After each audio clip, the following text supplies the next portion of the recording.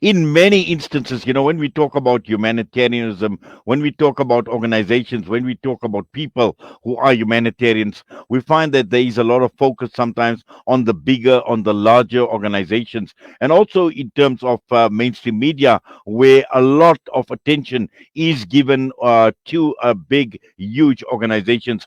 But little do we realize that within society, within communities, there are individuals, there are small communities, and a lot of effort is actually being put in those communities because they are at the coalface of the challenges that their communities face. And one of them is the Riverlea Skills Development Centre, a center of excellence. And this is the reason why, as we commemorate, as we celebrate World Humanitarian Day that is taking place tomorrow, this is the reason why we are talking with Greg Boas, who is the office manager for the Riverlea Skills Development Centre. Greg, good morning to you and welcome to the show. Hi, good morning, everybody. Thank you very much for the invite, and what a Yes. pleasure it is to represent our community on this platform. Well, definitely. And I think, obviously we need to recognize the achievements of communities, little known communities. And as I mentioned, sometimes the mainstream media, the world doesn't talk about what is happening at community level. And looking at the Riverlea Skills Development Center, I've read about it, a center of excellence, developing skills of youngsters from disadvantaged communities. And all of them, at the end of the day, all of these initiatives for a better life for these young people. Let's just take a step back. Let's look at just the formation of the Riverlea Skills Development Center, some of the background information, and why this is absolutely important and necessary, Greg. I think when one looks at where we started off, the organization was more focused on the environmental aspect in the community per se.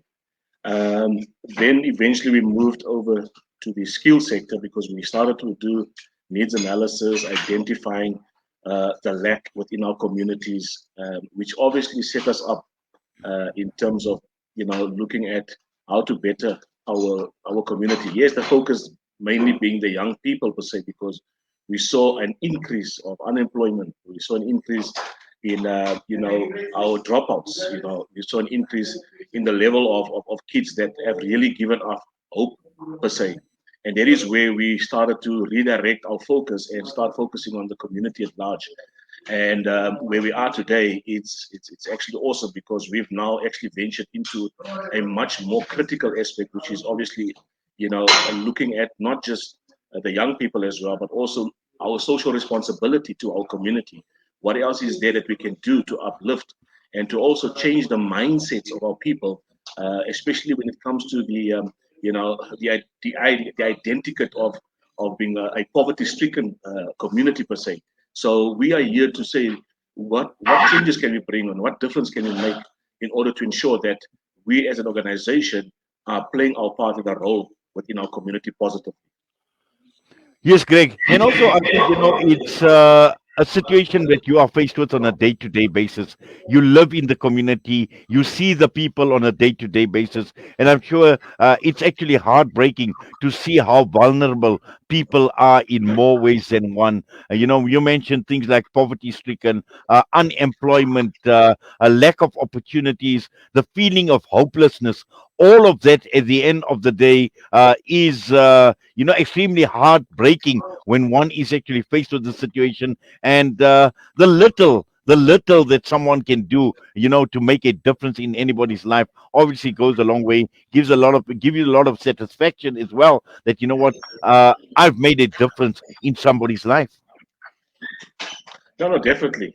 When one looks at it, and I always say, I thank the Almighty for giving us the strength, the power, and the endurance, because it's not easy when you look at the situation that you are faced or confronted with. And even so, as a skills development center, even ourselves, we had to do a mindset change and not just focus on providing a skill to individuals, but also looking at opportunities, create a platform, whether they either engage in a learnership, engage in a job opportunity, and that is where we are at. And then to date, we've had recent success is coming out of it, even success stories for that matter.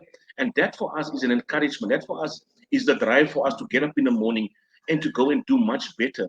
Because at the end of the day, if there's no hope within your environment, where does it leave our communities? Where does it leave the vulnerable people, the vulnerable kids per se? And that is why for us it is really, really true in terms of the humanity factor, that what change have we brought to our community? I don't want to look back in 1 year's time and look at myself as a failure, but at least if I've changed a few lives, that for us is what guarantees our success stories. Greg, for you personally, what inspired you to be a humanitarian? What inspires me basically is I always, when I was younger, and I look at today's young people, we never had the opportunities that they're having today. We were never exposed to this. When I finished with school, I couldn't go to varsity. But for me, I always said, I want our generation, I want even my own kids, I want to set that platform where they are able to enter into the sphere, to enter into this notion of uh, having the opportunities that is being provided. And if I can make a difference and bring about the change in one, even if it's just one person's life on a monthly basis, then so be it. Greg, I'm sure a lot is happening around you, and we know Riverlea was in the news of late, with the whole Zama Zama issue and all those things that were playing out. But what actually saddens you when you work within the community? Perhaps if you could even tell us what was your biggest heart wrenching moment in your exposure to the community while you are doing a work with the Riverlea Skills Development Centre. When one looks at the current status, yes, it was. We were in the news, with regards to the Zama Zamas, but also the one factor that I also need to highlight is also the gangsterism issue that is also rife. In as much as people tend to focus on the Zama Zama issues, which obviously the law has taken grip of that, what about our gangsterism? What about our young people that are dying? What about our young people that are living in fear, for argument's sake, even our communities at large? And it really saddens us to see that the impact it has, the impact it brings about in our community. And for me, when I look at this, it really, where Riverlea was, let's say 10 to 20 years ago, it's not the state right now.